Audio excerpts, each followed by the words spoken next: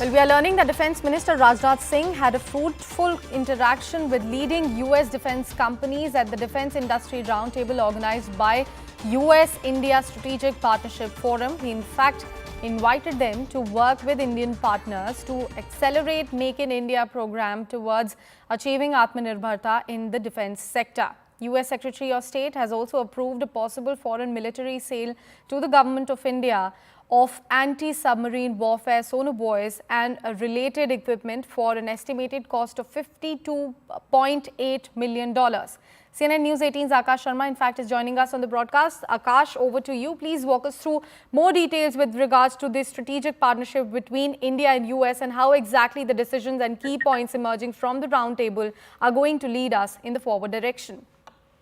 Right. So you see, Sakshi, Rajnath Singh, the Defense Minister of India, is on a 4 days visit to United States, and we know that how he met the Defense Secretary Lloyd Austin and also the NSA, US NSA.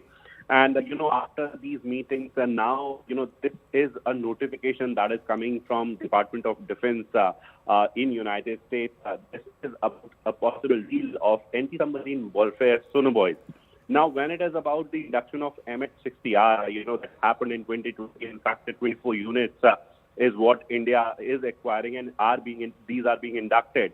So these sonobuoys will be used with MH-60R. However, this is just a notification to US Congress, which is a part of the process. And we still have, all the formalities as far as the approvals from Indian authorities are concerned. But then this is an important deal that is, going to happen in future. One. Secondly, we know about several sort of deals, that are in the pipeline. For example, MQ-9B drone deal. Also, the GE engines. And other than that, the kind of agreements that have been signed, just yesterday when Rajnath Singh was very much there, the SOSA and also for the liaison officers.